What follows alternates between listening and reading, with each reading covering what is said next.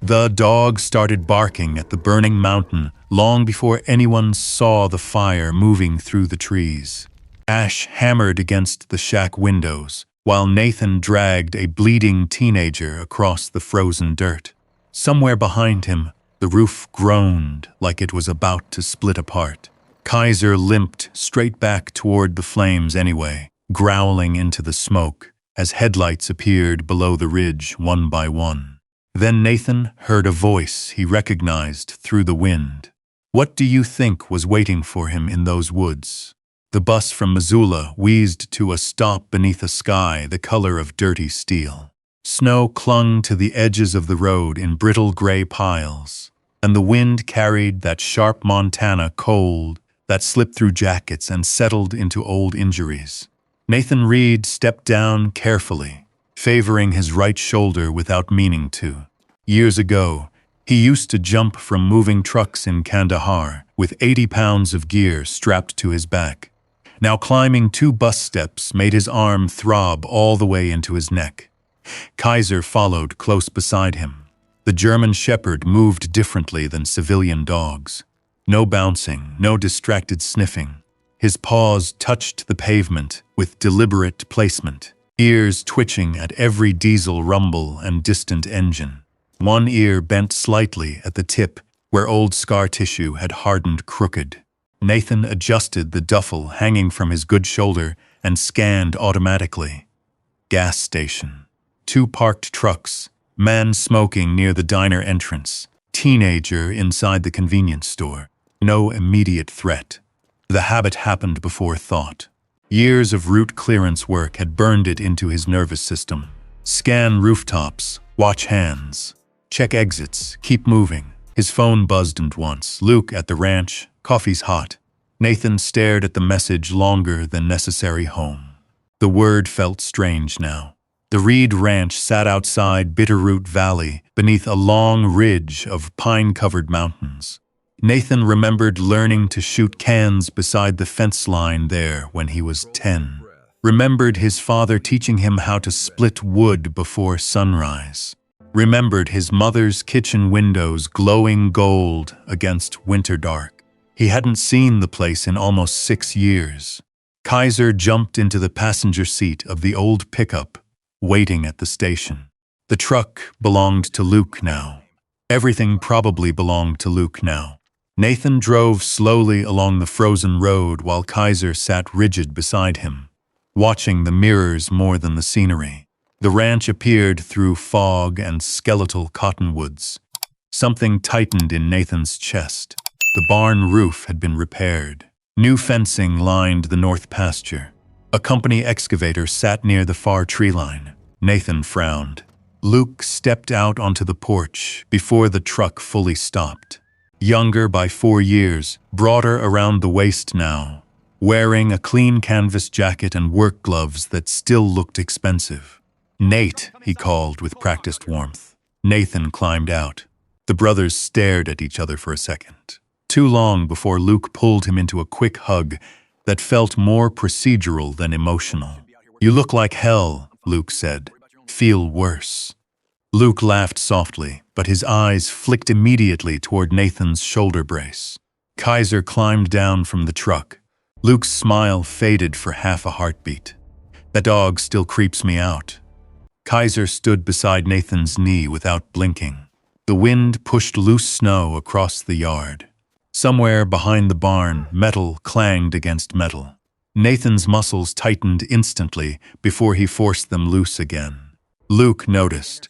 You still jumping at ghosts? Nathan ignored the question. Inside, the ranch house smelled wrong. Cleaner than he remembered. Less alive. Their mother's old curtains were gone. But the fireplace mantel had different photographs on it now. Nathan caught himself scanning corners again like he was entering an unfamiliar structure. Clear left, hallway clear, movement kitchen side. His jaw tightened. Luke handed him coffee and spread several papers across the dining table. Just boring legal crap, he said casually. Tax transfers, land adjustments. Since you were gone forever and Dad didn't exactly leave organized records. Nathan lowered himself carefully into the chair. pain medication from the VA surgery still floated through his bloodstream like heavy fog. The doctor in Helena had warned him the pills might cloud concentration. Luke tapped the papers with a pen, mostly routine. Nathan tried reading the first page, but legal language blurred together under the kitchen light. Property reassignment, transfer authorization, temporary asset management. His shoulder pulsed hard enough to make his fingers numb. Kaiser moved under the table and rested his head against Nathan's boot.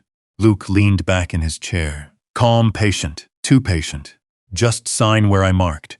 Nathan rubbed his eyes. Outside, wind rattled the loose gutter. The sudden metallic vibration snapped through his nerves like distant rotor chatter. For one sharp second, he wasn't in Montana anymore. Dust, heat, convoy halted on Highway 1. Radio static. Possible pressure plate left side. Nathan blinked hard and forced himself back into the kitchen. Luke was watching him carefully now. You good? Yeah, Nathan signed, once, twice, again. The pen scratched loudly across paper. Kaiser's ears lifted. Luke gathered the pages immediately into a folder before Nathan could look at them again. Good, Luke said. That'll simplify everything. Nathan drank the coffee even after it turned cold. 3 days later, snow began falling before dawn. Nathan stood inside First Valley Bank while an older woman behind the desk adjusted her glasses nervously. There has to be a mistake, she said quietly. Nathan didn't answer. The woman turned her monitor slightly. Property transfer completed. Account closure authorized. Asset liquidation finalized. Nathan stared at the screen without moving. What do you mean sold? The woman swallowed.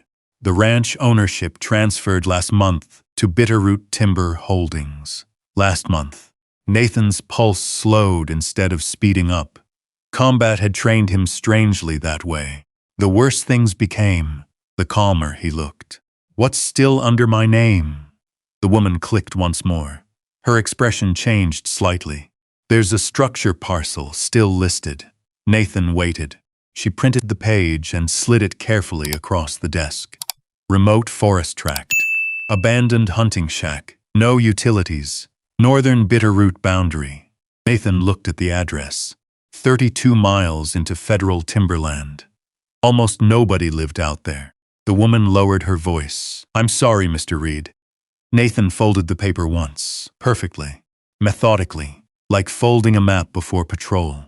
When he stepped back outside, snow hissed sideways across the parking lot. Luke's truck was already waiting. Nathan climbed inside silently. Luke kept both hands on the wheel. It's still land, he said after a while. Most people would be grateful. Nathan turned slowly toward him. The truck heater rattled softly between them. Kaiser sat in the back seat now, eyes fixed directly on Luke through the gap between the seats. Nathan didn't yell, didn't threaten, didn't ask why. He simply sat there too still. That silence unsettled Luke more than anger would have. Finally, Luke exhaled hard. You were never gonna manage the ranch like this, Nate. Like this. Nathan looked down at his damaged shoulder, then at his trembling hand, then out toward the white mountains disappearing into fog. A convoy memory flickered again behind his eyes. Burned vehicles, black smoke, a corporal screaming for a medic. Nathan shut it down immediately. Control breathing. 4 count in. 4 hold, 4 out. Kaiser suddenly let out a low growl. Not loud, not aggressive, a warning. Luke glanced back uneasily. Jesus Christ. Nathan opened the truck door. Cold wind blasted inside. I'll take the shack. Luke frowned. You serious? Nathan grabbed his duffel. It's still land, he said flatly. Then he stepped out into the snow. An hour later, the old pickup crawled north into the Bitterroot Mountains beneath a ceiling of dark clouds. Pine trees closed around the road like prison bars. Nathan drove one-handed. Kaiser sat rigid in the passenger seat, staring into the side mirror over and over again, as if expecting headlights to appear behind them, as if something had followed them out of town, and neither of them fully believed they had survived the betrayal yet. The road narrowed after the last mailbox. Nathan drove until the pavement ended, then until the gravel thinned, then until the track became two frozen ruts cutting through dark timber. The old pickup bounced hard over rock and root. Each jolt traveled through his shoulder and bloomed hot behind his collarbone. But he kept his face still. Kaiser stood with his front paws braced against the floorboard, nose close to the cracked window, breathing in the forest. Pine sap, cold mud, old snow, something wild. Nathan watched the tree line more than the road. The mountains rose around him in black layers, the Bitterroot Range disappearing into low clouds. No porch lights, no passing trucks, no sound except the engine, the wind, and the occasional pop of ice beneath the tires. The printed directions lay folded on the seat between them. County Road 17, Forest Spur 4. Left at the burned cedar. Continue until structure. That was all. Continue until structure. Nathan almost laughed. The truck finally climbed a low ridge and rolled into a clearing that looked like the world had forgotten it on purpose. The shack sat crooked beneath the pines. At first, it barely looked like a building. One side sagged inward. The roof had caved near the back corner, leaving a dark wound patched with moss and old branches. The front door hung twisted from one hinge, tapping faintly in the wind. Two windows stared out without glass, just black openings rimmed with splintered wood. A long scratch ran down the outside wall, too high for a man, too deep for weather. Kaiser stepped out before Nathan could call him. The German shepherd landed lightly, then froze, head low, tail straight behind him. Nathan killed the engine. The sudden silence pressed against his ears. He sat there for 3 breaths, then 4, no movement, no voices, no birds. He opened the door and climbed down carefully, boots crunching on thin snow. The cold bit immediately through his gloves. His shoulder throbbed, but the rest of him went quiet in that old way. Assess the AO. Wind from northwest, tree cover close, one structure, possible animal sign. Limited visibility past the south ridge. Kaiser moved in a slow half-circle, nose sweeping the ground. He stopped near the porch and sniffed at a patch where the snow had been disturbed. Nathan crouched beside him. Tracks, not fresh enough to steam, not old enough to vanish. Heavy pads. Claw marks. Bare, maybe from days ago. Nathan looked at the claw marks on the wall again. Great, he muttered. Roommates. Kaiser didn't look amused. Nathan pulled the duffel from the truck and slung it over his left shoulder. The weight dragged against the brace. Pain flashed white for a second, and his fingers opened without permission. The bag dropped into the snow. He stood over it, breathing through his nose. Kaiser came back and pressed his shoulder against Nathan's leg. Not dramatic, just steady pressure. Nathan picked up the bag again. Clear, he said softly. Kaiser moved first. The porch boards bent under the dog's weight, but held. Nathan followed, testing each step before committing. The door scraped across the threshold when he pushed it open, making a long, dry sound that traveled straight into his spine.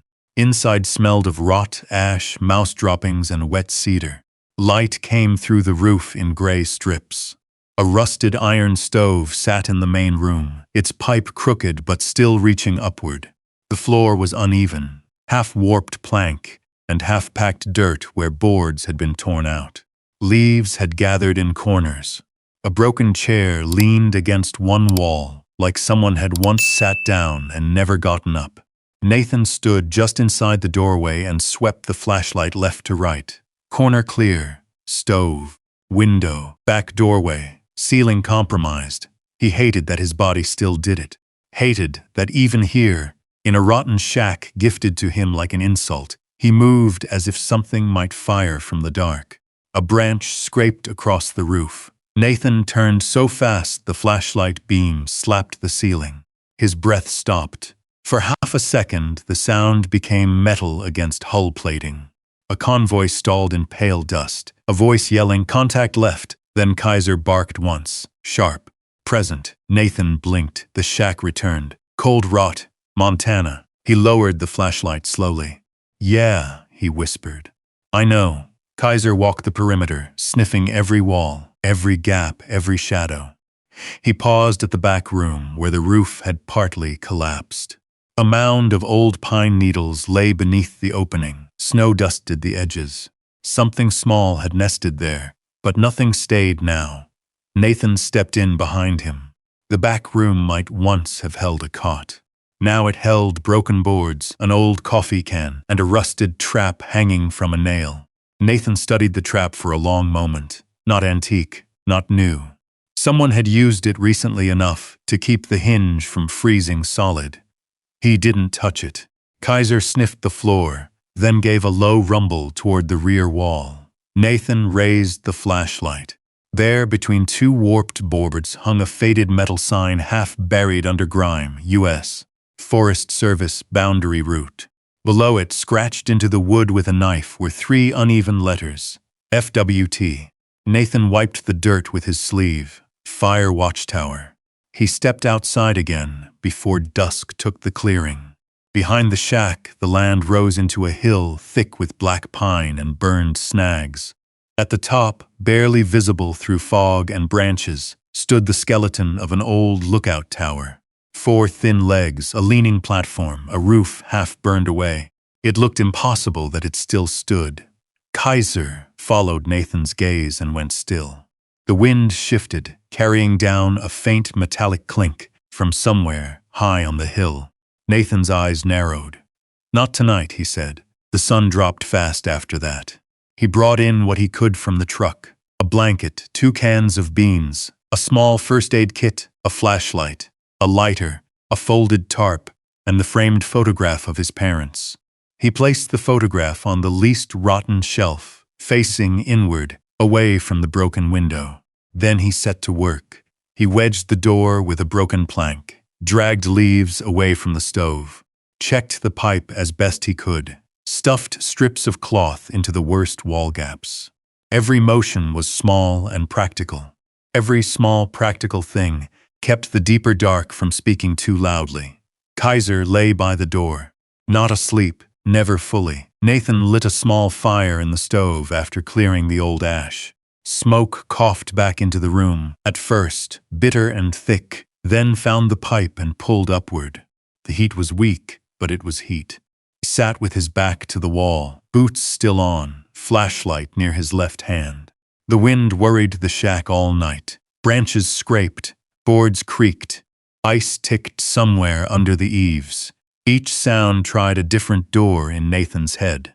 Near midnight, a long scrape dragged across the roof. Nathan was on his feet before he was awake. Flashlight up, shoulders screaming, heart steady in the wrong way. Kaiser stood at the door, body rigid, teeth showing now, not at the roof, at the window. Nathan turned the beam. Outside, snow moved through the dark. For a moment, there was nothing. Then Kaiser growled low enough to vibrate the floor. Nathan stepped closer to the empty window frame and angled the light down. Fresh prints marked the snow below. Not bear, not deer, boots one set, facing the shack. Then, turning back into the trees, Nathan kept the flashlight on those prints until the beam began to tremble in his hand. Kaiser did not take his eyes off the woods. The shack had not been empty, and someone already knew he was there. Nathan stayed awake until dawn with the flashlight resting across his lap and the fire burned down to dull red coals. Kaiser never moved from the doorway. Every hour or so, the dog's ears twitched toward the woods. Sometimes he gave a low rumble deep in his chest.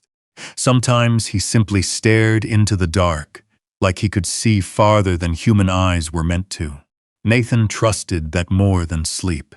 By morning, frost coated the inside edges of the broken windows. The cold had crept through every crack in the shack during the night, settling into blankets, boots, bone. Nathan stepped outside carefully, shotgun tucked beneath his arm. The boot prints remained. One person, heavy tread, size 11 maybe. The tracks circled halfway around the shack before disappearing toward the north timber line. Not random, whoever it was had stopped twice near the windows, watching. Nathan crouched low, studying the compression in the snow. The tracks sank deeper near the porch, shallower farther out. Loaded pack, moving cautiously. Not drunk teenagers. Not hikers. Kaiser sniffed the trail once, then looked north immediately. Nathan checked the wind before following. Cold air brushed his left cheek. Good, crosswind. He moved uphill slowly through the trees, boots finding the quietest ground automatically. Old habits returned easier than breathing. Avoid skyline exposure. Watch dead ground. Pause before ridges, scan before movement. Kaiser stayed slightly ahead but never too far, black and tan body weaving silently between the pines. The deeper they went, the stranger the forest felt. Nathan spotted cut branches stacked beneath camouflage netting 20 minutes later. Then fuel cans, 6 of them. Hidden beneath the fallen spruce, he crouched beside one carefully. Fresh gasoline smell. Recent. Kaiser's posture changed instantly. The dog froze hard enough to become statue still. Nathan saw it half a second later. Movement. Right ridge. A figure slipping between trees. Nathan pivoted smoothly behind cover before thought caught up. The forest went silent. Then a voice echoed lazily through the timber. "Well, damn." Another voice laughed. "That's him?" Nathan stayed behind the pine trunk, eyes scanning angles. 2 men emerged downhill slowly, both bundled in hunting jackets. One carried a compound bow. The other had a rifle slung carelessly over one shoulder. Neither looked surprised. That bothered Nathan most. The taller man smirked when he saw Kaiser. "You really moved into the dead shack." Nathan said nothing. The shorter one spit into the snow. "Town," said some busted-up vet was hiding out here now. Kaiser stepped forward slightly. Not aggressive, protective. The rifleman noticed. That dog trained. Nathan's eyes flicked once toward the weapon sling. Safety off. Finger relaxed near trigger. "Amateur." "Depends," Nathan answered quietly. The man grinned wider. "We trap up here sometimes. Hunt coyotes." Nathan glanced toward the hidden fuel cans. "Coyotes need gasoline now." The grin faded a little. For a second, nobody moved. Wind whispered through the pine needles overhead. Then the taller man shrugged. "You stay in your shack, old man. We stay in ours, old man." Nathan almost smiled at that. The 2 hunters backed away slowly before disappearing into the timber again. Kaiser kept staring after them, long after the sound of boots vanished. Nathan waited another full minute before moving. Never chase uncertainty downhill. Another old rule. He circled the area once more and found steel trap lines hidden beneath brush along a narrow animal trail. One rusted jaw sat half open beneath powder snow, almost invisible. Nathan would have stepped directly into it 15 years ago. Kaiser stopped him first. The German shepherd blocked Nathan's path with his body and barked once sharply at the ground. Nathan looked down. Steel teeth waited inches from his boot. A slow breath left his lungs. "Good catch," he muttered. Kaiser nudged his hand once before continuing forward. Nathan disabled the trap carefully with a stick and buried it under snow farther from the trail. By afternoon, clouds rolled low over the mountains, flattening the light into dull gray. Nathan returned to the shack carrying more questions than supplies. He checked the truck first. Gas siphoned. Not much, maybe a gallon, enough to send a message. Inside the shack, Nathan set to work immediately. Movement kept thoughts from spreading. He used empty food cans and fishing line from his duffel to rig crude perimeter alarms around the clearing. Not sophisticated. Just enough noise to wake the dead if somebody crossed too close at night. Kaiser watched from the porch while Nathan worked. Every few minutes, the dog lifted his head toward the woods again, listening. The mountains darkened early. Nathan split what little dry wood he had left, using a rusted hatchet he found beneath the sink. His injured shoulder protested every swing. Pain crawled down his arm into 2 numb fingers, but he ignored it the same way soldiers ignore rain. One task at a time. Fire, water, security. Survive today first. He found an old bucket behind the shack and carried snow inside to melt on the stove. While waiting for it to heat, he noticed something scratched beneath the kitchen shelf. Letters carved deep into the wood grain. L.R. Nathan stared at them. Luke read. Fresh enough, the cuts still showed pale against the darker wood. Nathan's stomach tightened. Luke had been here, recently, not years ago, recently. Kaiser suddenly rose from the doorway and moved toward the back wall, ears rigid. Nathan killed the lantern instantly. Darkness swallowed the shack. The perimeter cans rattled once outside, then stopped. Nathan lowered himself beside the broken window silently, shotgun ready, breath controlled. No panic. Count the sounds. Wind, trees, snow shifting, then crunch. One careful step outside. Kaiser stood completely motionless beside him. Another crunch followed near the truck. Nathan angled slowly enough to avoid silhouette exposure. A shadow moved between the trees. Human height, watching the shack again. Nathan tightened his grip. The figure stepped once into partial moonlight. Same heavy hunting jacket from earlier. The rifleman. He stared directly toward the shack for several long seconds before speaking softly into the dark. Told you he wouldn't last winter. Another unseen voice answered deeper in the woods. Don't matter. Company clears this whole ridge come spring anyway. Nathan's jaw hardened. Company. Luke's excavator flashed through his memory. Bitterroot Timber Holdings. The shadow spat into the snow. Then both men disappeared back into the trees. Nathan remained frozen beside the window long after the woods swallowed them. His breathing stayed steady, too steady, combat calm, the dangerous kind. Kaiser pressed close against his leg. Nathan looked toward the carved initials beneath the shelf again. L.R. Luke knew exactly what this place was. The traps, the poachers, the isolation. Maybe even the men outside. Nathan stared into the dark forest until his shoulder began throbbing again. Finally, he spoke without looking away. He didn't dump us out here. Kaiser's ears flicked. Nathan's voice turned quieter. He sent us. Morning did not bring comfort. It brought proof. The sky hung low over the bitterroot like wet wool, and the shack's crooked roof wore a thin white crust of overnight snow.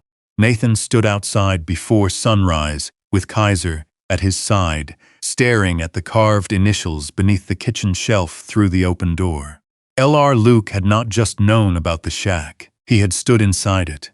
Maybe laughed at it. Maybe decided right there that this ruined place was exactly where a damaged brother belonged. Nathan didn't speak for a long while. Then he picked up the rusted hatchet and went to work. The first week became a list scratched onto the back of an old envelope. Patch roof. Block north wall, find water, cut firewood, secure perimeter, do not freeze. Every morning, Nathan woke stiff-backed against the wall with his boots still on, and Kaiser stretched across the doorway like a living barricade. Every night, the cold found some new crack to slip through. It came under the door, through the roof, between the warped boards, down the chimney pipe when the wind turned mean. Nathan tore apart what could not be saved to strengthen what might still stand. He dragged half-rotten boards from the back room and nailed them over the window frames. He found sheets of dented metal behind the shack, likely dumped by hunters years before, and hauled them up with rope to cover the worst hole in the roof. His right shoulder burned each time he lifted above chest height. Sometimes pain flashed so hard that his hand opened and the hammer dropped into the snow. Kaiser learned quickly. When Nathan dropped something, Kaiser nosed it closer. When Nathan climbed onto the roof, Kaiser paced below, restless and watching every shift of weight. The dog had a way of warning without sound. He would stiffen first, then stare, then give one short bark if Nathan ignored him too long. On the fourth day, that bark saved him. Nathan had one boot planted on a slick roof beam and one hand hooked around a splintered rafter when the metal sheet beneath his knee slid. For one empty second, the world tilted. His injured arm couldn't catch him. His fingers scraped uselessly across frozen wood. Kaiser exploded below, one bark, sharp, commanding. Nathan, twisted toward the sound by reflex, dropped low and caught the edge of the roof with his left forearm before sliding off. The jolt tore fire through his shoulder and pulled a sound from his throat he didn't recognize. He lay there half on the roof, half over open air, breathing hard. Below, Kaiser stood rigid, ears forward, eyes locked on him. Nathan swallowed the pain down. "Yeah," he said through clenched teeth. "I heard you that afternoon." Kaiser found water. Not much. A narrow seep under a shelf of ice below the eastern slope. The dog caught the scent before Nathan saw the dark patch beneath the snow. He pawed at it once, then looked back. Nathan broke the ice with the hatchet and filled 2 canteens with slow brown water that would need boiling. He almost smiled. "Route clearance and utilities," he murmured. "You're overqualified." Kaiser sneezed into the snow. The cold deepened after that. At night, the temperature dropped so low the trees cracked in the dark like distant gunshots. The first time it happened, Nathan rolled hard behind the overturned crate before he knew he had moved. His hands found the flashlight. His shoulder slammed against the floor. The stove glowed faintly in the corner. No muzzle flash, no contact, just timber freezing in Montana. Kaiser came to him immediately, pressing his chest against Nathan's side.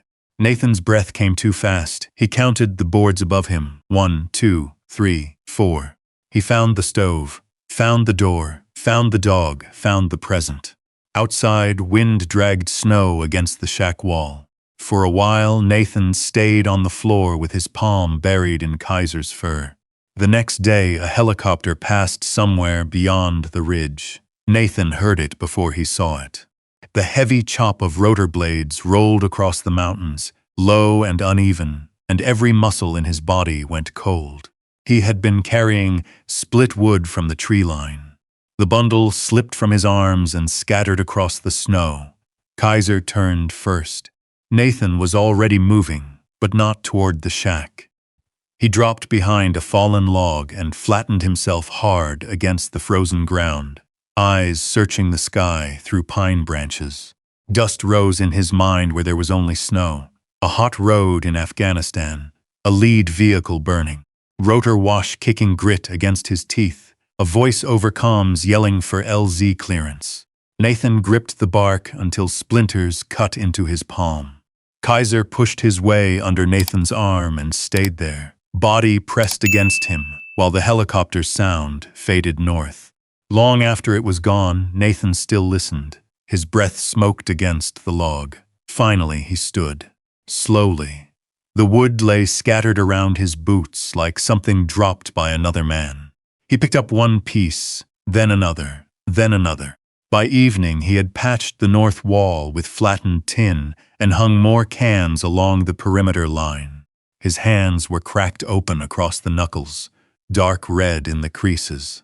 The cloth around his palm had frozen stiff twice. Still, the shack began to change. Not enough for comfort, enough for resistance. The door no longer swung freely in the wind.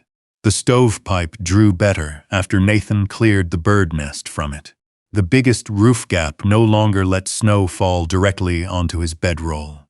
The shack still leaned, still groaned, still smelled of old rot and wood smoke, but it stood a little differently now. So did Nathan. On the 9th night, the temperature plunged below anything he had felt since the mountains of eastern Afghanistan. The fire burned low before dawn. Nathan woke shivering so hard his teeth clicked together. His chest felt tight, every breath scraped. He reached for the canteen and found the water inside partly frozen. Kaiser was pressed against him, sharing heat, but even the dog trembled. Nathan forced himself up. The room spun once. He steadied against the wall, coughed into his fist, and stared at the small dark stain left behind on his glove. Blood not much, a thin smear enough. Kaiser rose immediately, whining under his breath, nose pushing at Nathan's hand. Nathan looked at the dying fire, the frozen window boards, the breath of winter sliding under the door. Then he looked at Kaiser. Outside, another long crack split the cold forest. Nathan folded his fist, closed around the bloody glove, and fed the last dry stick into the stove. The flame caught weakly, barely, but it caught. The fire held through the rest of the night, by stubbornness alone. Nathan fed it scraps of split cedar one piece at a time, while Kaiser slept pressed against his boots. Outside, snow whispered through the trees, but the deep killing cold had eased slightly before dawn. When morning came, the world looked washed, pale, and brittle. Nathan stepped onto the porch with a mug of boiled creek water warming his hands. His chest still burned from the coughing fit during the night. The blood on his glove sat folded inside his jacket pocket now, hidden like something shameful. The clearing below the shacks stretched silent beneath fresh snow. Then Kaiser lifted his head sharply, not alarmed, focused. Nathan heard it a moment later. An engine, far off, slow-moving, heavy tires fighting ice. Nobody came this far into the Bitterroots by accident. Nathan set the mug down immediately and moved to the truck, checking the shotgun tucked behind the seat. His shoulder protested hard enough to blur his vision for a second. Kaiser stood beside him, ears forward toward the tree-line road. The vehicle emerged through the pines 5 minutes later. Forest Service green. An older utility SUV crawled into the clearing and stopped near the porch.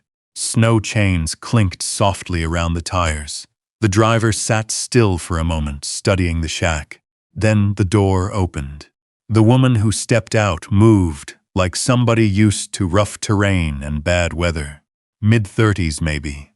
Thick ranger jacket, zipped to the throat. Dark blonde hair tied back beneath a wool cap. Her face carried windburn across the cheeks and tiny lines around the eyes that came from years squinting into smoke and sunlight. She noticed Nathan immediately, then Kaiser. Her posture changed just slightly at the sight of the dog. "Morning," she called. Nathan didn't answer right away. The woman looked past him toward the patched roof and perimeter cans hanging from fishing line. "You expecting trouble?" Nathan rested one hand near the truck door. "Depends who's asking." That earned the faintest twitch of amusement from her. "Olivia Hayes," she said. "Forest Service." She held up an ID badge briefly before sliding it back into her coat. "I saw smoke from the ridge yesterday. Thought the old shack finally caught fire." Nathan glanced toward the chimney. "Not today." Olivia walked closer through the snow, boots crunching sharply in the quiet clearing. Kaiser never barked, but Nathan felt the dog watching every movement. Most people reacted badly to Kaiser's stare. Olivia didn't. She stopped 6 feet away. "Didn't think anybody still used this place?" Nathan shrugged once. Didn't have many options. Her eyes moved over him carefully then. The shoulder brace, the cracked hands, the sleepless eyes. Combat recognized combat sometimes, even in civilians. "You military?" she asked. Nathan nodded. "Army. What kind, Ranger?" Olivia absorbed that silently. "Afghanistan?" Nathan looked toward the trees instead of answering. That was answer enough. Wind rattled through the pines overhead. Somewhere high on the ridge, a raven called once. Olivia finally glanced toward the shack again. "You staying here through winter?" Nathan gave a short, humorless laugh. "Looks that way." She studied the sagging roof. The mountain usually decides that question for people. Kaiser suddenly moved. Nathan expected the dog to position defensively again. Instead, Kaiser walked directly toward Olivia and stopped beside her boots. Olivia froze slightly. The German shepherd sniffed once at her gloved hand, then sat down beside her calmly. Nathan blinked. Kaiser trusted almost nobody. The dog tolerated people when ordered. Trusted was different. Olivia noticed it too. "Well," she murmured carefully, "guess I passed inspection." Nathan almost smiled despite himself. Almost. Olivia crouched slowly, letting Kaiser sniff the back of her glove again, before scratching lightly behind his good ear. Kaiser leaned into it once, just once. Nathan stared at that harder than he had stared at the poachers. "You smell like smoke," he said before thinking. Olivia's hand paused. "Used to." She stood again, brushing snow from one knee. "My husband worked wildfire crews." Her voice stayed even, practiced. 3 summers ago. Wind shift trapped his engine team near Salmon Ridge. Nathan understood immediately. No need for details. The silence afterward felt different than the others. Not empty. Shared. Olivia looked toward the distant hills where dark pines stretched mile after mile. "Snow's helping right now," she said. "But spring's gonna be ugly." Nathan followed her gaze. "Ugly how?" Dry season never ended. She tucked cold hands into her coat pockets. Dead timber everywhere. Winds shifting earlier than normal. One lightning storm and half these mountains go up. Kaiser's ears twitched at the word winds, though he remained seated beside her. Olivia noticed the old Forest Service sign, hanging near the back room door through the shack opening. "You been up to the watchtower yet?" Nathan frowned slightly. "Not yet." "You should." She nodded toward the ridge behind the shack. "Old radio systems, probably junk, but sometimes emergency repeaters still hold charge. Might matter someday." Nathan filed that away automatically. Emergency comms, elevation advantage, observation point, useful. Olivia looked back at him again, longer this time. "You alone out here?" Nathan hesitated, then nodded once.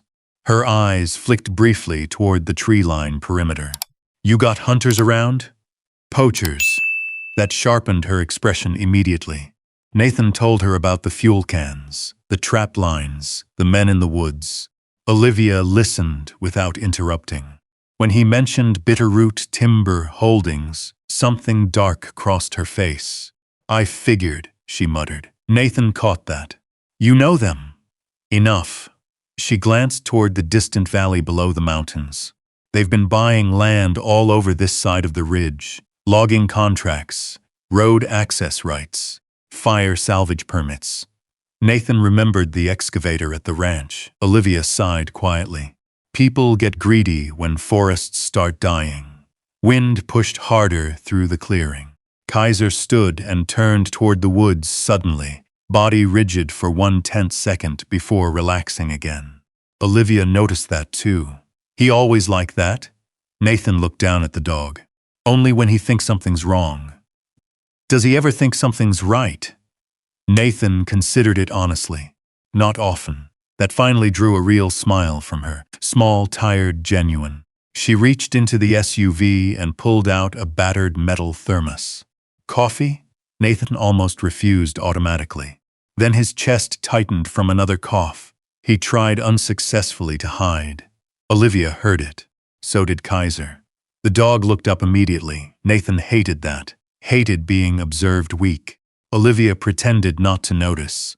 She poured coffee into the thermos lid and handed it over without comment. The heat stung Nathan's cracked fingers. Real coffee. Strong enough to wake the dead. He drank carefully. Olivia watched the shack one last time. "This place isn't abandoned anymore," she said quietly. Nathan followed her eyes across the patched roof, the smoke curling from the chimney, the dog sitting alert beside the porch. "No," he admitted. Olivia zipped her coat higher against the wind. "That makes it dangerous." The engine started again a minute later. Nathan stood beside the porch while the Forest Service SUV disappeared back through the trees. Kaiser remained staring after it, long after the sound faded. Nathan crouched beside him slowly. "You trust her?" Kaiser looked toward the ridge where the old watchtower stood black against the cloudy sky. Then the dog gave one low huff through his nose, not warning, not fear, something closer to certainty. Nathan followed the dog's gaze uphill. For the first time since arriving in the Bitterroots, the mountain no longer felt completely empty. That unsettled him almost as much as the footsteps in the snow. The climb started before sunrise. Nathan packed light out of habit, flashlight, knife, canteen. Field binoculars wrapped in an old scarf, one protein bar broken in half for him and Kaiser. The mountain behind the shack rose steep and dark beneath a ceiling of low winter clouds. Dead pine needles covered the trail in slick patches where old snow had melted and frozen again overnight. Kaiser moved ahead in silence, not wandering, scanning. Every few yards the dog paused long enough to test the wind before continuing uphill. Nathan followed with the same measured rhythm he had once used outside Kandahar villages years ago. Slow enough to notice movement, quiet enough not to announce himself. The old watchtower appeared through the trees nearly an hour later, or what was left of it. Fire had gutted the upper cabin years before. One side leaned badly. Half the observation deck railings were gone, blackened and split from heat damage. Rust streaked down the steel supports like dried blood. Still standing, though, barely. Nathan circled the structure once before approaching the stairs. Structural habit. Never trust the obvious entrance first. He checked the support legs, wind direction, sight lines downhill, places somebody could hide. Kaiser remained near the base of the tower, staring into the surrounding trees instead of the building itself. Nathan noticed that immediately. "What is it?" The dog gave one low rumble deep in his chest. Not threat, awareness. Nathan climbed slowly. The stairs groaned beneath his boots. Twice he tested weight before committing to the next landing. The higher he climbed, the more the bitter roots opened around him in gray-green waves of timber and snow. The shack looked tiny from up there, a crooked scar in endless wilderness. At the top, the tower cabin smelled like wet ash and old storms. Dust coated everything. A warped desk sat overturned near the wall. Charred maps still hung curled beside shattered windows. Somebody had spray-painted evacuation arrows years ago across one beam. Nathan moved carefully through the debris. Then he found the radio. Old Forest Service emergency equipment bolted beneath the window shelf. Half the panel melted. Wiring exposed, but not destroyed completely. Interesting. Beside it sat a weatherproof metal locker. Inside were old flare cartridges, road markers, and faded wildfire evacuation maps covering the western ridges. Nathan spread one across the desk. Roads, service trails, water routes. He memorized automatically. Kaiser barked once below. Sharp. Nathan froze immediately. Every nerve tightened. Then he heard it. Movement beneath the tower, fast, small, not animal. Nathan killed the flashlight instinctively and stepped behind the ruined wall beside the window frame.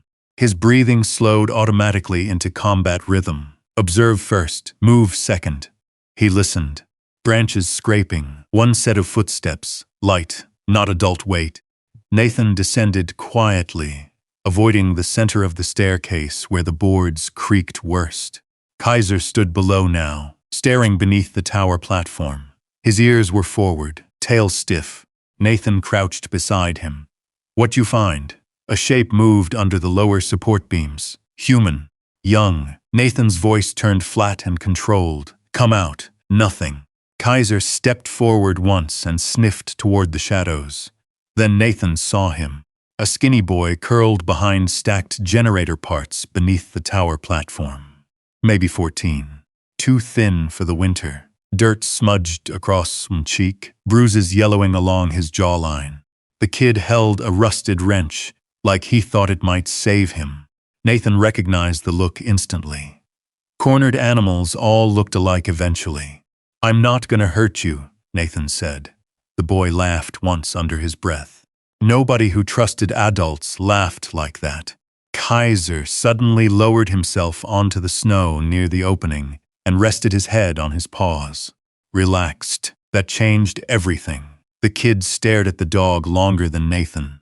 "What's his name?" he asked quietly. "Kaiser," the boy swallowed. "He military?" Nathan nodded once. "Used to be." The boy slowly crawled out from beneath the tower. Up close he looked worse. Split lip, old cigarette burn near the wrist, boots duct-taped at the seams. Nathan's jaw tightened slightly. "You live out here?" The boy shrugged. "Sometimes." "What's your name, Ili?" Nathan studied him another moment.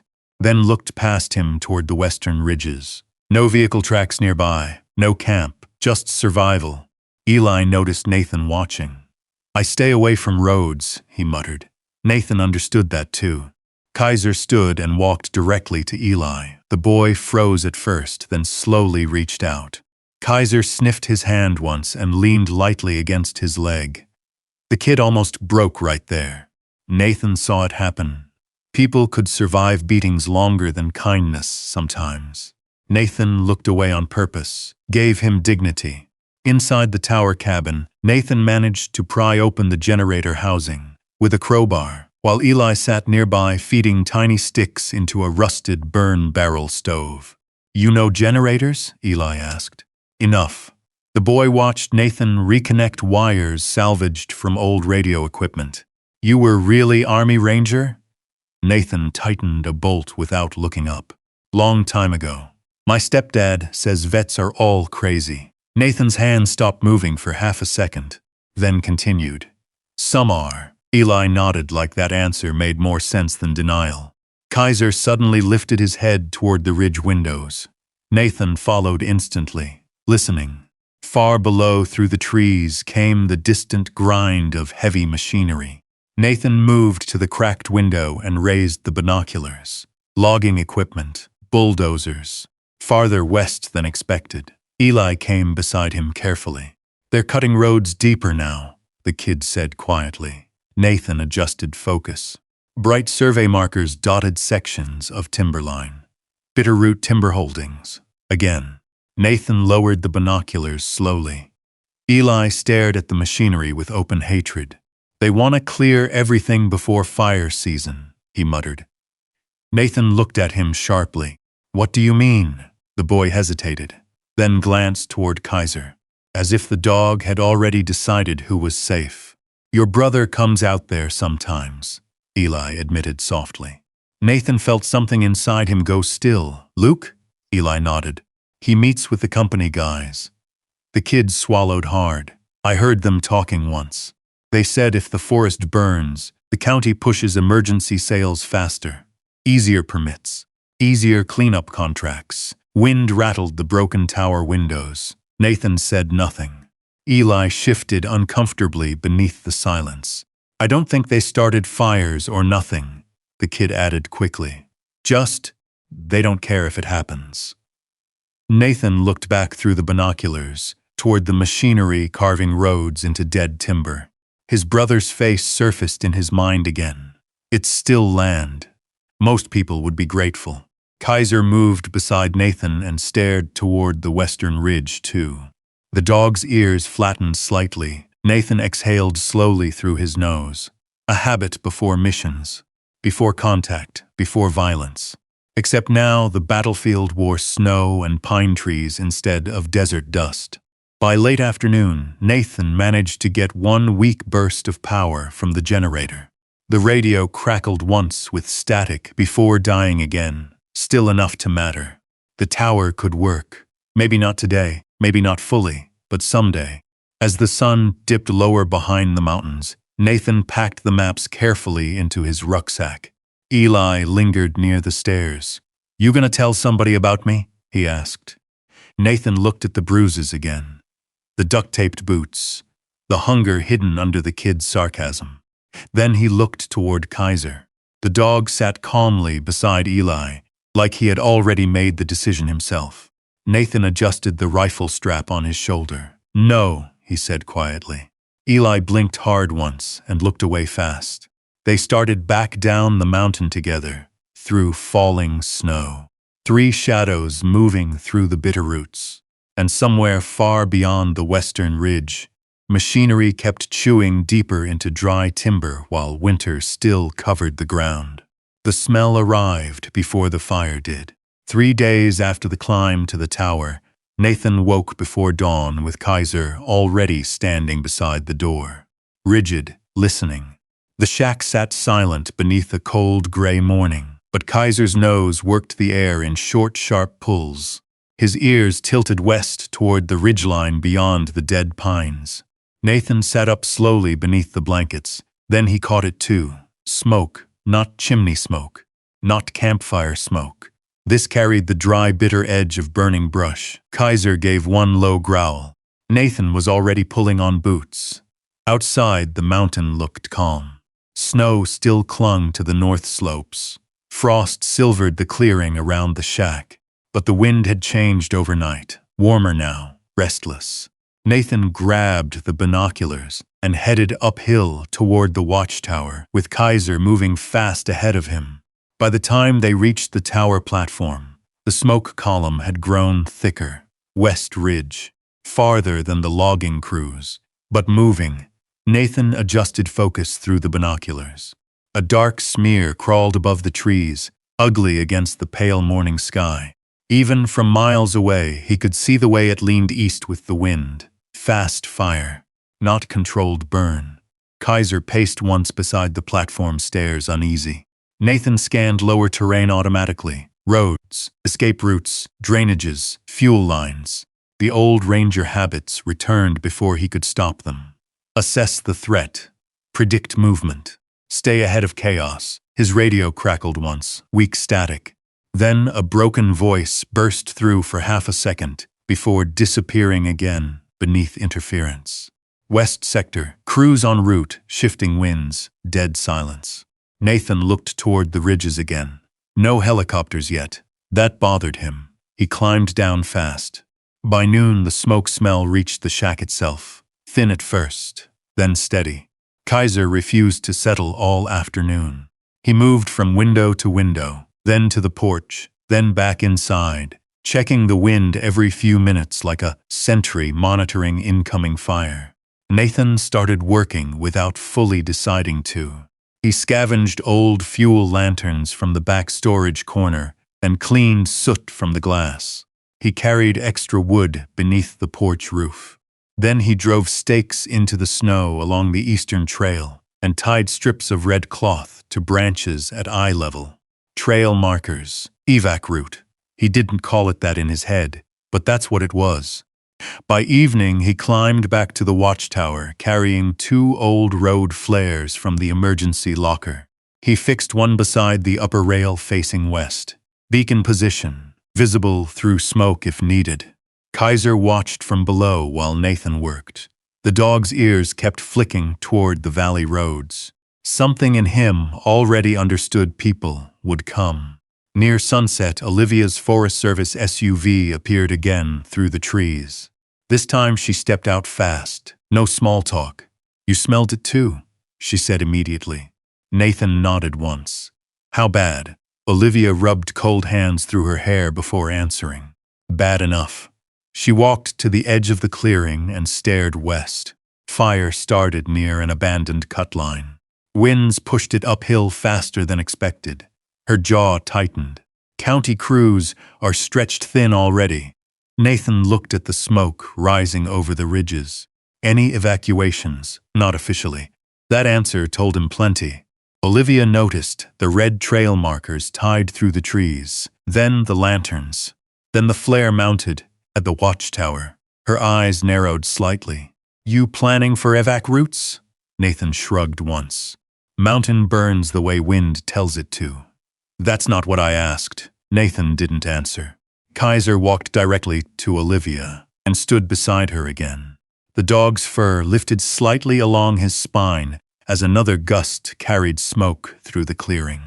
Olivia crouched automatically and scratched behind his ear. Then she looked back at Nathan. "You're turning this place into a waypoint." Nathan followed her gaze toward the shack, the patched roof, the smoke curling from the chimney, the narrow trail markers threading downhill. Maybe he was. The realization unsettled him. Before he could answer, Kaiser suddenly stiffened hard, then bolted, straight into the trees. Nathan's entire body snapped alert instantly. "Kaiser." The dog ignored him. Branches cracked downhill through the brush. Nathan grabbed the rifle from the porch and sprinted after him. Old instincts took over completely. Head low, eyes scanning. Watch footing, watch tree line. Don't silhouette yourself against open snow. Smoke drifted thicker through the pines as he pushed downhill toward the creek basin.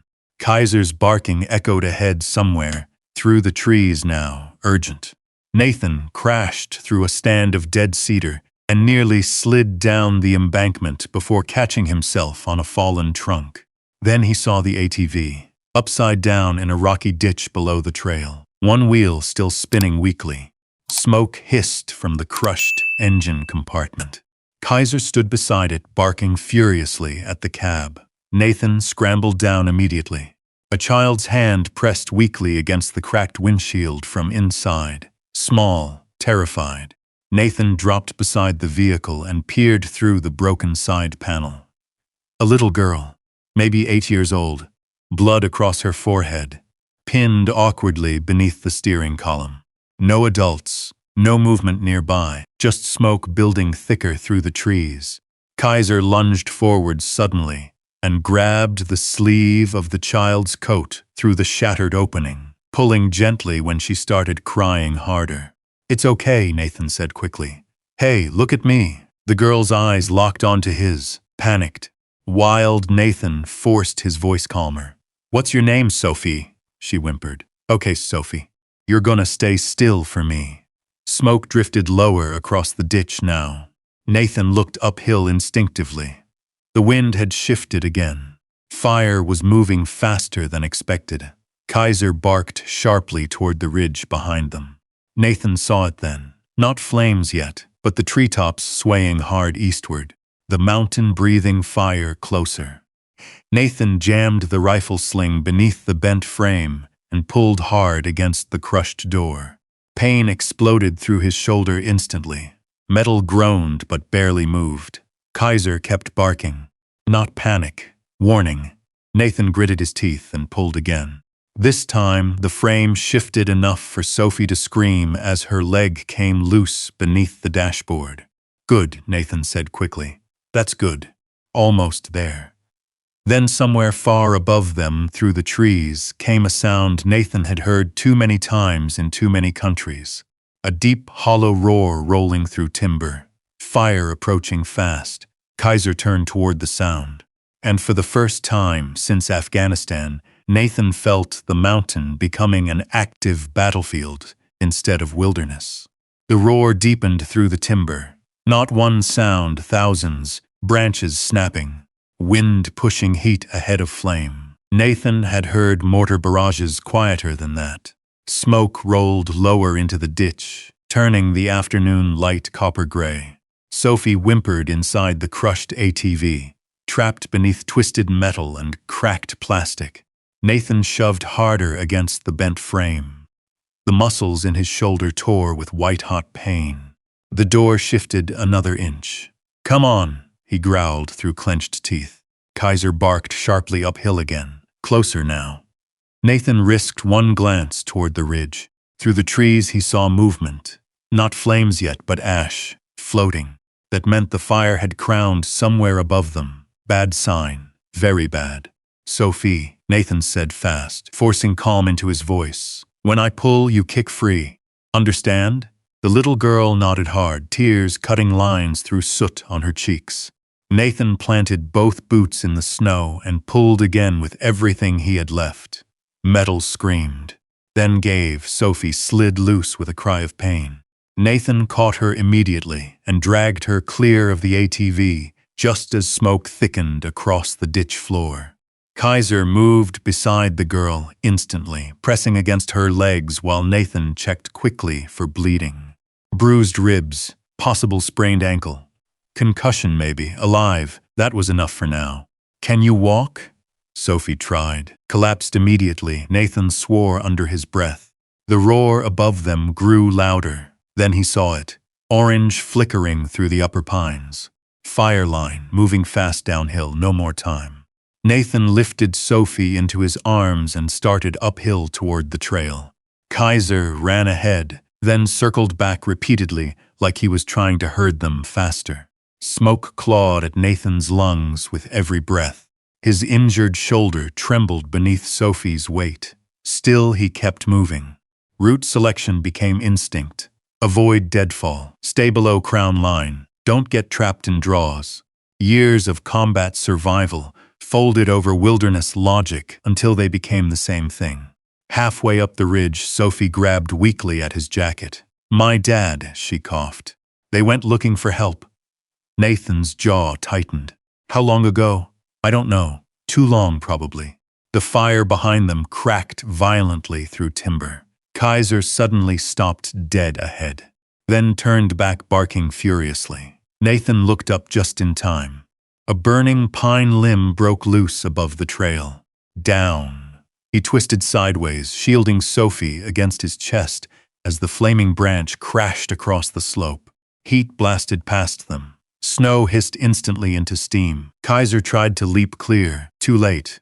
The burning limb clipped the dog hard across the shoulder and slammed him sideways into the rocks. Kaiser yelped, a sound Nathan had never heard from him before. Sharp, shocked, wrong. "Kaiser." Nathan nearly dropped Sophie, scrambling toward him. The dog tried to stand immediately but stumbled hard onto one front leg. Smoke thickened around them. Fire cracked through the trees uphill. Now close enough, Nathan could feel heat pulsing against his face between gusts of wind. Kaiser growled low at the pain and forced himself upright again. His left shoulder sagged badly. Nathan's stomach turned cold. No, not him, not Kaiser, not after everything else. The dog limped once toward Sophie anyway, still trying to protect. Nathan grabbed Sophie tighter against his chest and hooked his free arm beneath Kaiser's harness handle. "Move," he ordered hoarsely. The mountain exploded behind them, trees torching now, wind screaming, ash spinning through the air, thick as battlefield dust. Nathan stumbled downhill through smoke with a child in one arm and the weight of a wounded dog dragging against the other side. Every instinct inside him screamed conflicting orders. Save the kid, carry the dog, keep moving, don't stop. His shoulder felt like broken glass beneath the strain. He kept trying to walk on the injured leg and nearly collapsed twice before Nathan finally scooped the dog partly upward by the harness. The old ranger in him surfaced completely then. Compartmentalize, ignore pain, focus on extraction. The shack, reach the shack, that became the entire world. Somewhere downhill through the smoke, he heard engines, voices, forest crews maybe, or civilians evacuating too late. Didn't matter. The mountain had narrowed into survival. Nathan used the creek bed to mask heat as long as possible. Kaiser's breathing turned rough beside him. Sophie buried her face against Nathan's neck, coughing hard from smoke. Then suddenly the trees opened. The shack clearing appeared through gray haze ahead. Nathan almost collapsed from relief. Olivia's SUV sat outside the porch. She came running the second she saw them emerge through the smoke. "Oh my God." Nathan lowered Sophie carefully into Olivia's arms. "Kid's hurt," he rasped. "Possible concussion." Olivia nodded instantly and carried Sophie toward the shack. Then she saw Kaiser, the blood, the limp, Nathan's face. Something in her expression changed immediately. "Kaiser got hit," Nathan said, voice dangerously flat. The dog tried to stay standing beside him and failed. Nathan caught him before he hit the ground. For one terrifying second, Kaiser didn't fight to rise again. Nathan dropped to both knees in the snow beside him. Kaiser, nothing.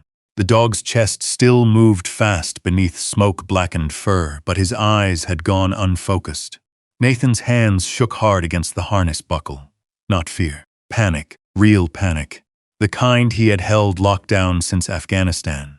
Olivia crouched beside him fast. "Nathan, let me see." Nathan barely heard her. His entire world had narrowed to Kaiser's breathing. The dog who had slept beside him in mortar zones. The dog who found the creek, the traps, the footsteps, the fire. The dog who never once abandoned him. Blood darkened the fur near Kaiser's shoulder, where the branch had struck, burned too. Nathan pressed both hands against the injury automatically, trying to stop bleeding that wasn't even heavy anymore. Combat medicine reflex. Keep pressure. Keep breathing. Don't lose him. Kaiser's eyes finally focused weakly toward Nathan. His tail moved once against the snow. Just once. Nathan swallowed hard enough to hurt. Olivia touched his arm carefully. "We need to get him inside." Nathan nodded, but didn't move immediately. Because for one awful moment, kneeling there in the drifting smoke, he saw another shepherd again. Another dog, another hot valley overseas. Another evacuation helicopter lifting, without enough room for everything worth saving. The memory hit so fast it nearly folded him in half. Rotor wash, dust, blood on fur. A handler screaming a dog's name over gunfire. Nathan blinked hard against it. "Present. Stay present," Kaiser whined softly. That brought him back. Nathan slipped one arm beneath the dog's chest and lifted carefully, despite the fire ripping through his shoulder. Kaiser stayed still for him, trusted him completely. That somehow made it hurt worse. Inside the shack, Olivia cleared the table fast while smoke rolled outside across the clearing. Sophie sat wrapped in blankets near the stove, crying quietly now that shock had worn off. Nathan laid Kaiser onto the blankets gently. The dog's breathing stayed shallow. Olivia grabbed the medical kit from her truck while Nathan knelt beside Kaiser without speaking. His hand rested against the dog's neck the entire time. Steady, grounding himself through contact. Outside, somewhere beyond the trees, the wildfire kept moving east, toward everything. Night swallowed the mountain in smoke. By dark, ash drifted across the clearing like dirty snow, coating the porch rails and settling into the seams of Nathan's gloves. The air itself had changed. Every breath tasted burned. Inside the shack, the stove glowed dull red while Olivia wrapped fresh bandages around Kaiser's shoulder. The German shepherd never cried out again. That somehow made it worse. Nathan sat on the floor beside him, with one hand resting against the dog's ribs, counting each breath without realizing he was doing it. Olivia tied off the bandage carefully. "No break," she said quietly. "Bad bruising. Burn along the shoulder. He needs rest." Nathan nodded once, but kept staring at Kaiser. The dog finally lifted his head weakly and nudged Nathan's wrist with his nose, still checking on him. Nathan looked away hard toward the fire. Sophie sat near the stove, wrapped in blankets and sipping water from a dented metal cup. Her face looked pale beneath soot streaks.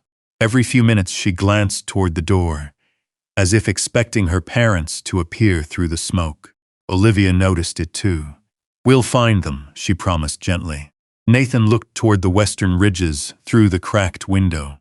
Smoke now covered almost everything beyond the trees. The fire was moving faster than county estimates. Too much dead timber, too much wind, too few crews. The old radio from the watchtower sat on the table now beside scattered evacuation maps. Nathan had hauled it down before dark, along with the generator battery. He adjusted the frequency again. Static hissed. Then fragments of panicked voices broke through. Highway 12 closed. Evac route compromised. Multiple civilians unaccounted. The transmission died beneath interference.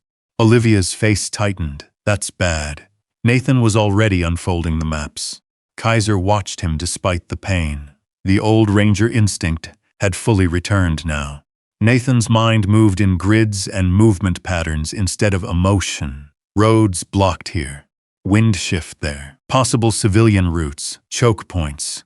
The shack sat near an old Forest Service bypass trail. Most locals had forgotten. That mattered. Nathan circled locations on the map with a carpenter pencil. Olivia watched him quietly. "You've done this before." Nathan's jaw flexed once. Different desert. No more explanation came. Outside, headlights suddenly flickered through the smoke below the ridge. Olivia stepped to the window fast. A pickup truck burst into the clearing sideways, tires sliding hard through ash and snow before stopping near the porch. An older couple stumbled out immediately. The man was coughing violently. The woman clutched a small oxygen tank against her chest. "Please," the man shouted through the smoke. Road washed out. We saw the light. Nathan was already moving. He grabbed the woman under one arm while Olivia helped the man inside. Kaiser struggled to stand instinctively the moment strangers entered. Nathan immediately crouched beside him. "Stay." The dog obeyed reluctantly, chest rumbling low from pain and duty mixed together. 10 minutes later another vehicle arrived. Then another. Smoke swallowed the lower valley roads so completely that the lantern Nathan had mounted outside the shack became visible from farther down the slope. People started following it. A father with 2 terrified boys, a young couple hauling camping bags, an elderly rancher whose truck radiator had blown on the logging road. Each one arrived looking half-blind from smoke and panic. Each one said roughly the same thing. "We saw the light." Nathan's shack slowly filled with wet boots, ash-covered jackets, and frightened breathing. Nobody called it a rescue center, not yet, but that's what it had become. Nathan moved through the chaos with cold efficiency. Water first, blankets second.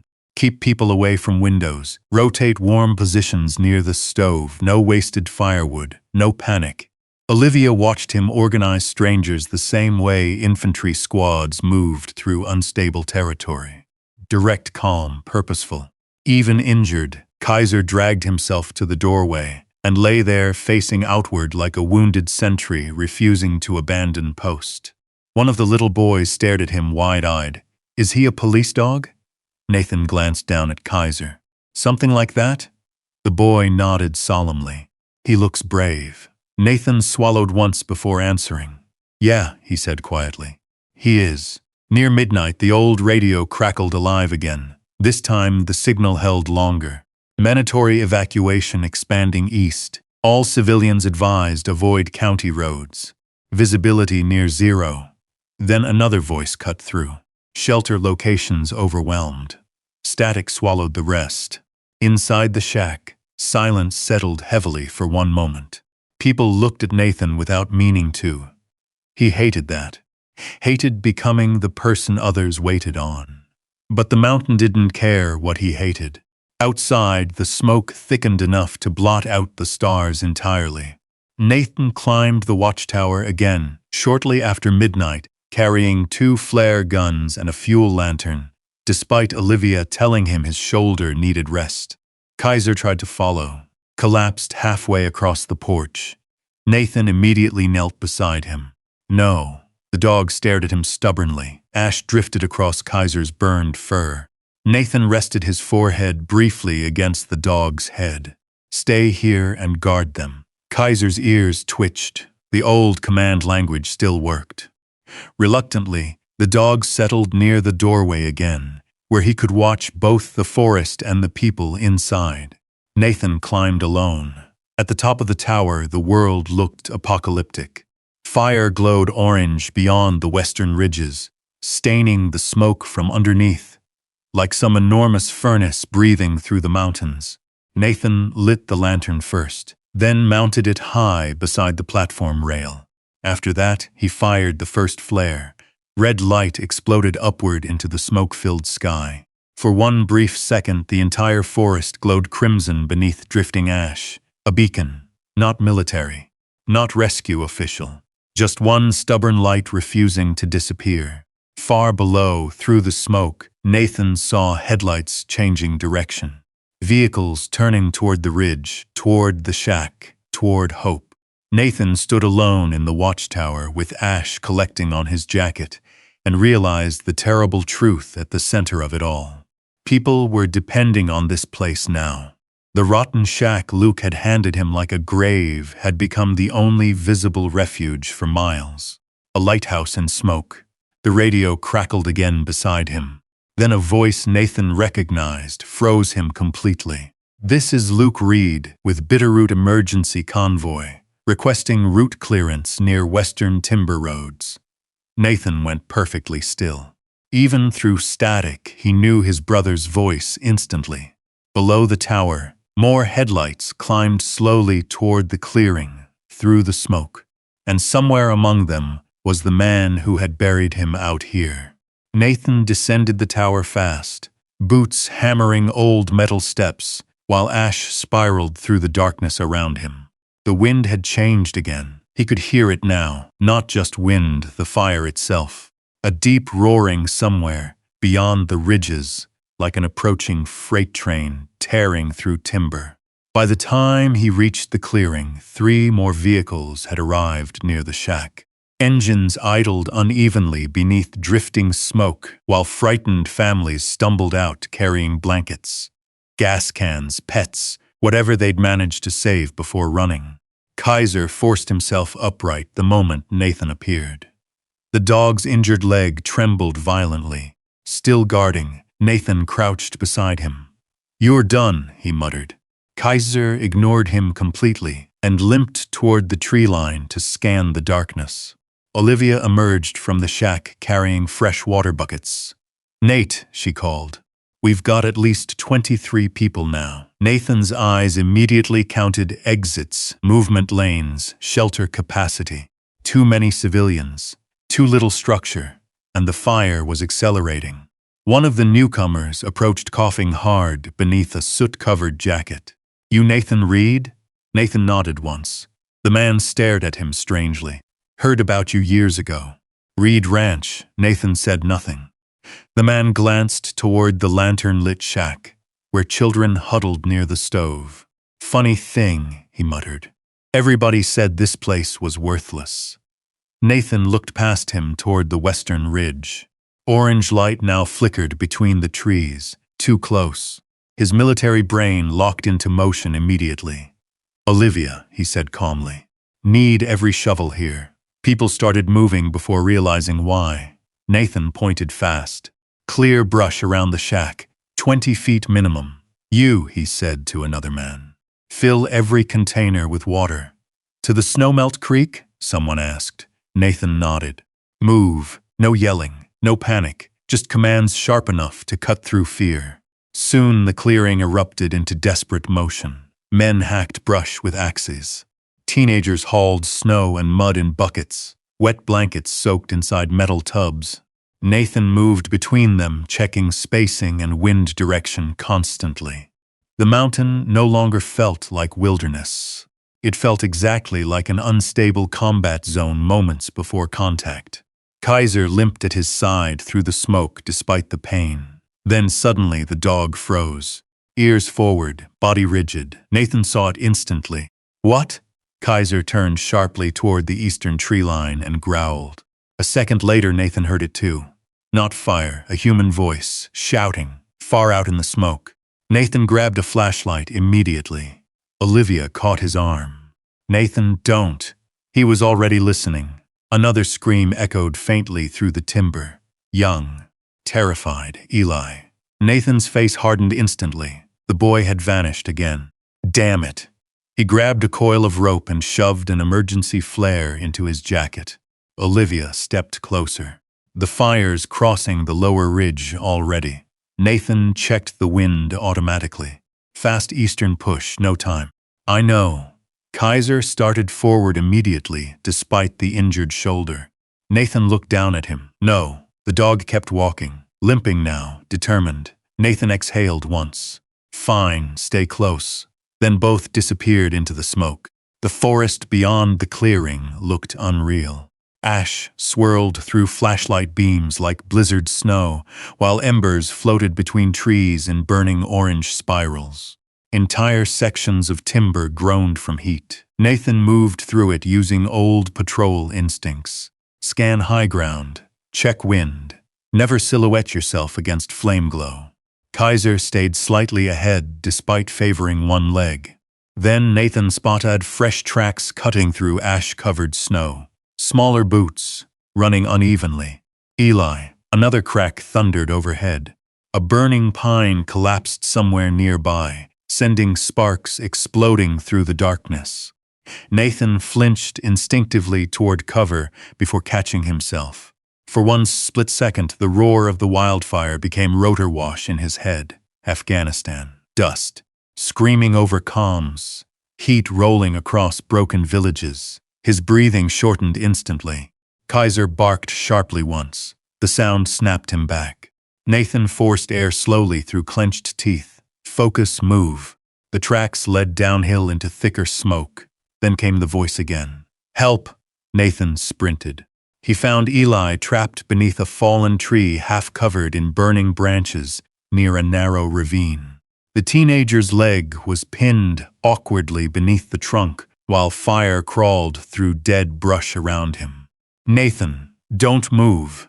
Nathan dropped beside the trunk immediately and tested the weight. Heavy, too heavy alone. Kaiser moved beside Eli and began barking violently into the smoke, as if warning the mountain itself away. Nathan shoved one shoulder beneath the trunk. Pain exploded through his old surgery scar. He ignored it. On 3, he growled. Eli grabbed at branches desperately. 1. The fire roared louder uphill. 2. Nathan heaved upward with everything left in him. The trunk shifted barely enough. Now, Eli ripped his leg free and collapsed sideways, crying out. Nathan grabbed him instantly. Then he heard another sound through the smoke. Cracking wood. He turned.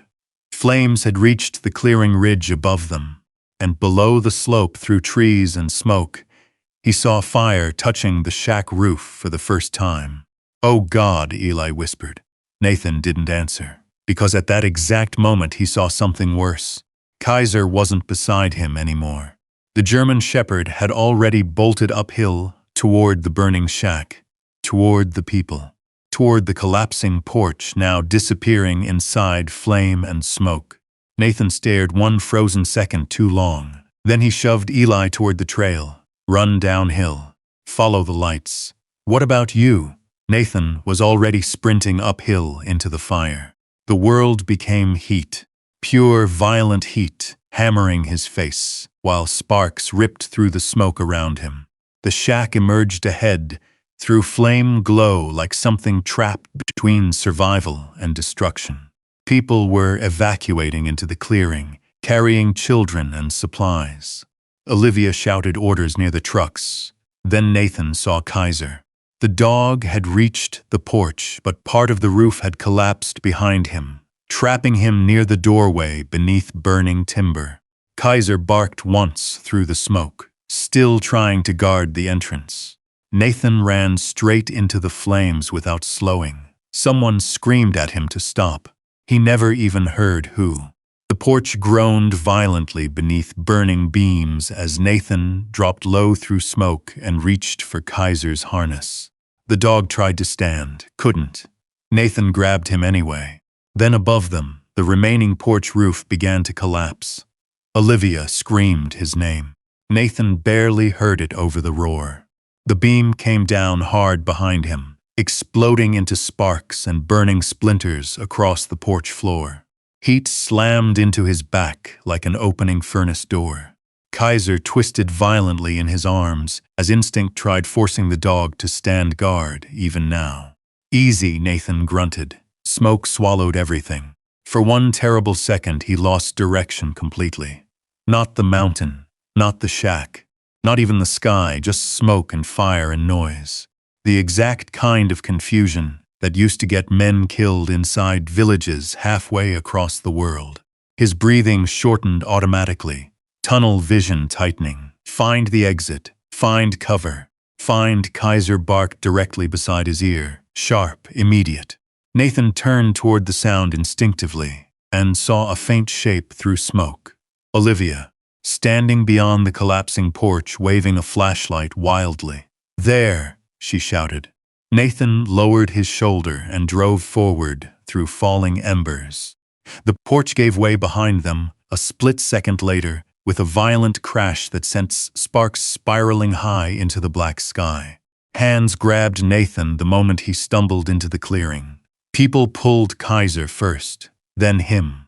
Someone threw wet blankets over both of them, while children cried near the trucks.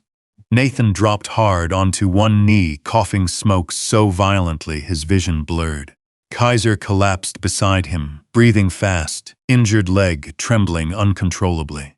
Nathan immediately checked the dog's ribs, shoulders, eyes. Still alive, still conscious, thank God. Olivia knelt beside them with soot streaked across her face. "You idiot," she whispered shakily. Nathan wiped black ash from his mouth. Wasn't leaving him. Olivia looked at Kaiser curled against Nathan's leg and didn't argue, because everybody there understood. The mountain burned for hours after that. Entire ridgelines vanished behind moving walls of orange light, while ash drifted down like dirty snow across the clearing. The shack kept burning in pieces, small sections of roof collapsing one at a time. But the firebreak Nathan ordered earlier finally began slowing the spread around the main structure. Barely, but enough. The civilians stayed low near the creekside evacuation zone Nathan had established behind the shack. Wet blankets covered children, while older men rotated water buckets through smoke and sparks. Nobody slept. Nobody complained either. Nathan moved through the chaos like his body remembered disaster better than peace. Checking perimeter, watching wind shifts, counting people repeatedly. 23. Still 23. Every few minutes he glanced toward Kaiser resting beside the water trough beneath blankets. The dog tried standing each time Nathan walked away. Each time Nathan pushed him gently back down. Stay, Kaiser hated the order, obeyed anyway. Sometime near dawn the fire finally began moving north. The roaring softened first. Then the wind changed. Then silence slowly crept back into the mountain. Not true silence. The terrible kind after catastrophe. Trees still cracked occasionally in the distance. Smoke drifted low through blackened timber, while glowing embers pulsed beneath fallen logs like dying coals in a battlefield ruin. The sun rose weak and red through the haze. And for the first time, everyone could finally see what remained. The bitter roots looked wounded. Entire slopes blackened, sections of forest still steaming. The watchtower stood somehow untouched above the ridge with its beacon still glowing faintly through the smoke. Below it, the shack remained standing. Part of the porch was gone, one wall half-charred, roof scarred black. But standing Nathan stared at it for a long moment without speaking. Olivia stepped beside him quietly. "You kept it alive." Nathan shook his head once. "No," he said hoarsely. "Everybody did." Then the helicopters finally arrived. The distant thump, thump, thump rolled through the valley, low and heavy. The second Nathan heard rotor blades overhead. His shoulders tightened instantly. His breathing changed. Kaiser noticed first. The dog pushed himself upright despite the pain and pressed against Nathan's side, grounding him. Nathan kept his eyes low while rescue helicopters swept above the smoke-covered ridges searching for flare markers and survivors. Afghanistan flickered through his mind again. Dust storms, hot landing zones, men screaming over radio static. His hand unconsciously searched for a rifle that wasn't there anymore. Then Kaiser nudged his palm hard with his nose. Nathan blinked once. Back here, Montana, not there. Never there again. The first rescue crews reached the clearing an hour later. Firefighters, county deputies, paramedics. They moved through the survivors, checking burns and smoke inhalation, while staring openly at the damaged shack and the exhausted people gathered around it. One firefighter stopped beside Nathan. "You read?" Nathan looked up slowly. "Yeah." The firefighter nodded toward the civilians huddled nearby. "They said you organized all this." Nathan glanced at the mountain, at the burned trees, at the surviving families, then at Kaiser lying beside him with his bandaged leg stretched awkwardly across the dirt. "We just stayed alive," Nathan answered. But the firefighter kept staring at him differently afterward. By afternoon, the smoke had thinned enough for more trucks to reach the clearing. And among them came a black county SUV Nathan recognized immediately. Luke Reed stepped out slowly. Clean boots, expensive coat, face pale beneath drifting ash. For several seconds, he simply stared at the shack, at the burned mountain, at the people alive because of the place he once called worthless. Then his eyes found Nathan sitting against the wall beside Kaiser. Nathan didn't stand. Didn't speak. Luke walked closer uncertainly. "You," he swallowed hard. "You stayed here through all this?" Nathan looked at him without expression. Kaiser lifted his head immediately and watched Luke with cold, unblinking focus, the same way he had the day of the papers. Luke glanced around at the civilians resting near the creek. They said people would have died without this place. Nathan finally answered. It held. Luke looked like he wanted to say something else, an apology maybe, an excuse. But before he could speak, 2 county investigators stepped from another truck and approached him directly. One held a folder thick with documents. The other looked toward the burned western ridges. "We need to ask you some questions about the logging contracts near Sector 12, the investigator said evenly. Luke's face changed instantly. Nathan watched quietly as the investigators guided his brother away toward the vehicles. No triumph, no revenge, just exhaustion. Olivia sat beside Nathan after they left. The mountain behind them still smoked beneath the pale morning sky. Kaiser rested his head across Nathan's boot, finally too tired to keep watch. Olivia stared toward the ruined forest. "You kept the mountain breathing," she said softly. Nathan looked down at the dog beside him, then toward the battered shack still standing against impossible odds. And for the first time since returning home, he no longer felt like the mountain was trying to bury him. It felt like it had finally decided to let him stay. Spring came slowly to the Bitterroots. It did not arrive with birdsong and flowers at first. It came as water dripping from blackened branches, as mud swallowing old tire tracks, as green shoots pushing through ash where the fire had passed and failed to take everything. Nathan Reed stayed. People expected him to leave once the smoke cleared, maybe move back into town, maybe take one of the spare rooms offered quietly by church ladies and old ranchers who suddenly could not look him in the eye without remembering what they had believed about him. But Nathan kept sleeping at the shack. At first, under a tarp stretched across the part of the roof that still held.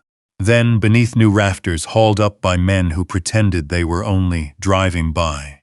Then inside walls rebuilt from salvaged timber, donated plywood, and rough-cut beams from a mill owner who never asked for payment. The shack did not become pretty. Nathan did not want pretty. It became solid. That mattered more. By June, the place had a new roof, a reinforced porch, 2 wood stoves, a water tank, emergency blankets sealed in plastic bins, fire tools mounted along the wall, and a hand-painted sign beside the trail. Bitterroot Ridge Refuge Station. Nobody asked Nathan before naming it. He found the sign one morning nailed to a post outside the porch. Kaiser sniffed it, sneezed once, and limped back to his place beside the door. The limp stayed. Some mornings were worse than others. Cold made Kaiser stiff. Long walks tired him faster now. The fur over his shoulder grew back uneven where the burn had been. But his eyes remained sharp, and each night he still placed himself between Nathan and the dark. Nathan built him a raised bed beside the stove. Kaiser used it exactly once. After that, he returned to the doorway. Old soldiers kept old posts. The watchtower took longer. Olivia pushed the paperwork through channels Nathan had no patience for. County Emergency Management approved the tower as a volunteer fire observation point. Forest Service crews replaced the upper platform. Walter Boone from town rebuilt the generator housing, with parts pulled from 3 dead tractors and 1 snowplow. Eli helped run wire. The boy had stayed too, not officially at first. He slept in the supply loft, ate whatever Nathan cooked, and pretended not to care when Olivia brought him new boots. After the investigation into his stepfather opened, nobody tried dragging him back. Nathan never asked him to talk about it. Some things came out only when they were ready. By late summer, Eli could climb the watchtower faster than Nathan and knew every ridge name within sight. "West line clear," he called one evening from above. Nathan stood below with a mug of coffee in one hand and Kaiser beside his knee. "Say it right," Nathan called back. Eli rolled his eyes from the platform. "Western AO clear," Nathan nodded. "Better." Olivia laughed from the truck where she was unloading med kits. The sound surprised him still. Laughter in that clearing. It used to feel impossible. The investigation into Bitterroot Timber Holdings lasted months. Men in clean shirts arrived with cameras, tablets, and questions. They photographed fuel caches, illegal trap lines, unauthorized cut roads, and old land transfer documents. Luke's name surfaced again and again. Nathan did not follow every update. He heard enough. Fraud, contract manipulation, negligence, possible criminal referral. Luke came to the refuge station in early fall. He arrived alone in the same expensive jacket he had worn months earlier, though now it hung differently on him. His boots were muddy. His face looked thinner. He parked near the lower trail and walked up slowly, as if the mountain itself had made him ask permission. Nathan was stacking split wood beside the porch. Kaiser lifted his head first. The dog did not growl. He simply watched. That was worse. Luke stopped several feet away from the porch. For a moment, neither brother spoke. Wind moved gently through the pines. The new roof creaked once in the sun. Far above them, the watchtower beacon blinked in daylight test mode, slow and steady. Luke looked around the clearing, the rebuilt shack, the supply shed, the water barrels, the radio antenna, the place where families had survived. I didn't know it would go that far, Luke said finally. Nathan placed another log onto the stack. The sound was soft. Wood against wood, Luke swallowed. The timber company said it was just paperwork, roads, permits. I didn't think. Nathan looked at him then. Luke stopped talking. Because Nathan's face held no rage, no pleading, no brotherly warmth either. Just a stillness Luke could not negotiate with. You thought I'd disappear, Nathan said. Luke's eyes dropped. I thought you needed to be away from everything. Nathan nodded slightly. Funny thing. Kaiser pushed himself up and limped onto the porch, standing beside Nathan now. Nathan rested one hand on the dog's head. You thought you buried me out here, he said quietly. Turns out people needed this place more than the ranch. Luke looked toward the refuge sign. Something broke across his face, but Nathan did not move toward him. Forgiveness was not the same as invitation. Luke understood that. He nodded once, smaller than Nathan had ever seen him, then turned and walked back down the trail. Nathan watched until he disappeared between the trees. Kaiser leaned heavier against his leg. Nathan scratched behind the torn ear. I know, he murmured. I saw him. That first snow came early. A soft October snow, gentle at first, coating the repaired porch and the blackened stumps along the ridge. Nathan lit the tower beacon before dusk, as he did every night now. Not because he needed it, because somebody else might. Inside the refuge, shelves held canned food, radios, blankets, water filters, first aid kits, dog treats that Marlene from town insisted were not for Kaiser specifically, though everyone knew they were. Eli sat at the table doing homework beneath a lantern. Olivia checked the weather radio near the stove. Kaiser slept by the doorway with one eye half open. Nathan stepped outside, just as headlights appeared far below through the trees. A vehicle had missed the lower turn, lost, moving slowly in the snow. The driver stopped at the edge of the clearing, then followed the beacon upward. Nathan stood in the doorway as the truck approached, warm light spilling around his shoulders into the falling snow. Kaiser rose, stiff but ready, and took his place beside him. The truck rolled to a stop. A tired young father stepped out, holding one hand up against the snow. We saw the light, he called. Nathan opened the door wider. Behind him, the stove burned steady. The radio hummed softly. Eli looked up. Olivia reached for blankets.